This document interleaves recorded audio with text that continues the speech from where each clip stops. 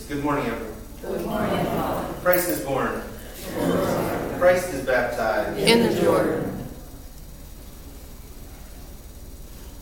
You know, lately we've been having a lot of readings about the Sabbath and about things that particularly were happening on the Sabbath day. Today's reading was where the Lord had the encounter with the woman of Canaan. So, woman of Canaan was not Jewish, obviously. And so the Lord said, "Know ye not that I've come to the lost sheep of the house of Israel?" And she said, "It's true. That's true, Lord. But even the dog," and this has always been a moving passage to me, even the dogs get the crumbs that fall from them, eat the crumbs that fall from the master's table. So she was saying, "I'll be satisfied with the divine crumbs that fall from your table." And Jesus saw her being humble like that, and said, "You know what? You're getting far more than that. You're getting the kingdom of God, the grace of the kingdom of God. And by the way, these things that you asked for."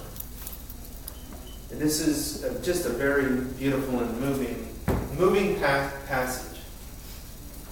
But, so with the fact that a lot of scriptures have been talking about the Sabbath, and also that this is a passage of an interaction really between the Old Covenant and the New Covenant, right? I wanted to talk today about the commandment, remember the Sabbath day. And how oftentimes, you know, some of the commandments are not really, they're misunderstood. And on that line, God says, "And remember, Moses, and the laws of keeping kosher, never cook a calf in its mother's milk, it's cruel." And Moses says, "Oh, so you're saying that we should never eat milk and meat together," right? For those of you who don't know, that's one Jewish interpretation of the Rabbinic Judaism. They came up with it after the fall of Temple Judaism, right? So that never eat milk and meat together, that the commandment to keep kosher, not boiling a calf in its mother's milk. So God says, "No, what I'm saying is never cook a calf in its mother's milk." And Moses said, "Oh, Lord, forgive my ignorance. What you are really saying is that we should wait 6 hours after eating meat to eat milk so that the two are not in our stomachs at the same time." And God says, "No, Moses, what I am saying is don't cook a calf in its mother's milk." And Moses says, "Oh Lord, please don't strike me down for my stupidity. What you mean is that we should have a separate set of dishes for milk and a separate set for meat. And if we make the mistake, we have to bury the dish outside." And God said, "No, Moses." He says, "Oh, I got to rest. Do whatever you want." And so, anyway, this reminded me of, remember the Sabbath day to keep it holy. I'll read you the commandment. Remember the Sabbath day to keep it holy. And so remember, we have what's known as the moral law, which is still binding to Christianity, right? And the ritual law, which is no longer binding, but did foreshadow some of the things in the New Covenant, right?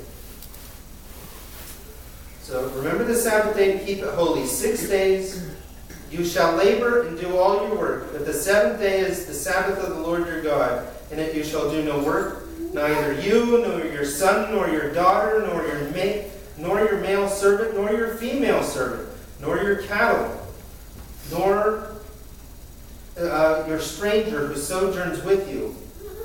For in 6 days the Lord made heaven and earth, the sea, and everything that is in them, and rested on the seventh day. Therefore the Lord blessed the Sabbath day and hallowed it.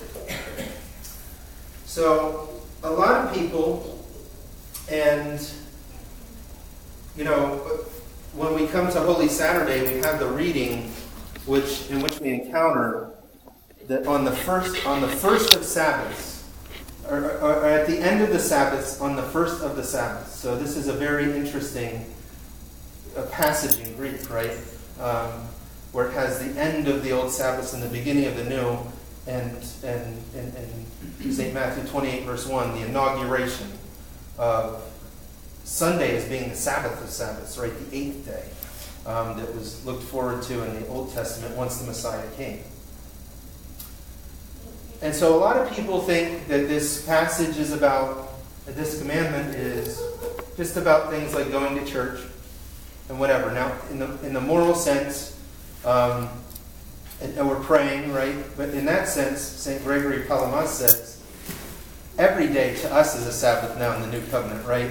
So in the sense of that we need to pray, that we need to certainly go to church on the Sabbath of Sabbaths, but there's other feast days as well. But we need to pray every day and sanctify it unto God. So we're to remember the Sabbath day and keep it holy every day now as a Sabbath in the New Covenant by rising and praying right away, remembering that Sabbath day to keep it holy.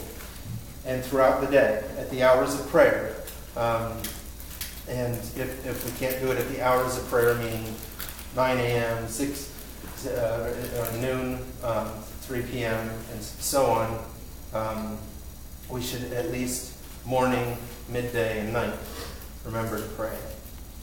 And next week we're going to talk about that, as to really how to pray. So that's next week. One of our parishioners, young parishioners, asked me how to pray, and it occurred to me a lot of people really might not know how to pray, and what it means, like why we do it, why we should do it, why we should do it regularly, why it's important. And what better day to do that than the 40th day from Christ's birth, to be a Lord in the temple where the Lord is brought to church, as it were, right? To dedicate him in the temple. And interestingly enough, to dedicate him as the Messiah for his own temple. Right? But so in that sense, in the moral sense of the law, that's every day is to us a Sabbath. But also this commandment was also very much about giving us having a day of rest from work. And just exactly what it says. That at least one day a week we are to rest. And not only that, that even our animals are to have a day of rest, where we're not to put them to work. The cows are not to plow the field at least one day a week. And even the stranger in our house. So the stranger in our house might be someone we had for hire. We're to pay him for that day and give him the day off. Yeah. That's what the commandment's about. But you know what today is? Today is, meaning this day and age, we have the habit of bosses contacting their employees on their days off. And if you're a boss, guess what? Do not do that to your employees. It's their day off. Don't text them. Don't call them. Don't email them.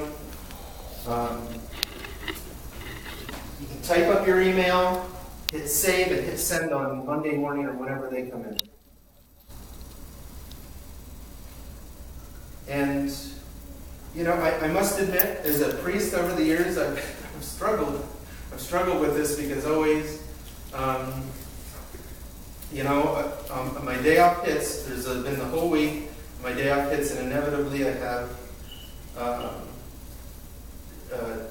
texts and emails and phone calls coming in, and it's very frustrating to me because I feel disrespected. I really, honest to goodness, do. I feel unloved, like as if God gives an animal off, but you won't give your priest one day off a week.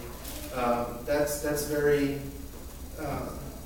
it's very sad to me. But most of you don't do that at all. So therefore, for most of you, I feel loved and respected. But in any case, the seventh day. So another thing, though, is here is we have to draw a line for ourselves as well. And so this means that you should not be, if you're a workaholic, God is commanding you to stop yourself from working on your day off. You are to spend it with family or friends or loved ones. You're to spend it, or if you can't do that, you're to spend it on going in and doing something else, but something enjoyable, something that's, but something besides your specific job. And another application here. Stay-at-home mothers need a break. Remember, the Sabbath applies to stay-at-home mothers. They need a break. And so, not just their spouses, but also other family. This is a good opportunity to help them fulfill what God intended, to have them a week off. Because just like with the church, we're all family, right? But just like with a stay-at-home mom, she needs time off from her work. And so for dad or someone else, there's also stay-at-home dads in the reverse, sorry. I mean, there is that too. But, you get the point, is that we need to work within our general framework to help with that situation. To make someone's Sabbath happen weekly. Because guess what?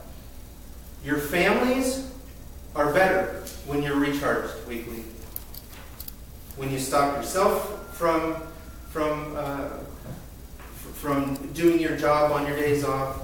When you put boundaries around you from others. When you don't demand things from others on their day off. Employees or whatever, co-workers too. Right? We might do that. We might be a co-worker and we're like, give your co-worker a day off. Let's help make this commandment real for people. Because as we read, the Lord is become our rest. We all need to recharge. And we all need to help each other do that, get that very thing accomplished. And so, finally,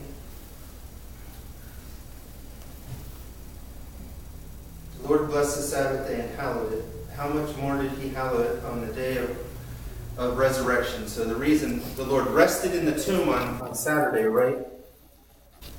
So before the new covenant came along, death still reigned. So that's why the seventh day was the Sabbath. It was the day when the Lord would ultimately rest in the tomb. It would be his day of resurrection. It would become the Sabbath of Sabbaths. Where no longer are we resting in death, but we're alive forevermore. That our death is asleep to separate our bodies from our sinful souls, so that death would not reign forever. And we will all attain that resurrection from the dead one way or another. It's through keeping the first instance that I mentioned of Sabbath, beginning with prayer weekly, that we will keep that communion with God in prayer. That's the first communion we have with God in prayer. Until the day we die. Let's keep every day as a resurrection, as a Sabbath in that sense. But otherwise, from the labors and worries of life, let's give each other a break. And make sure that others are taking a break, even if we have to prompt them to. Our workaholic spouses or other family members who might be workaholics. Let's give them a rest, but let's also pray with them. How many of us urge each other to let's go pray? We should do that. We should do that with each other in gatherings all around. Let's make it a habit. And next week we'll talk more about how to do that. In any case, God keep you. May God make you feel lifted up on this day of the resurrection, his gift to us, his Sabbath of Sabbaths. In the name of the Father, and of the Son, and of the Holy Spirit. Amen.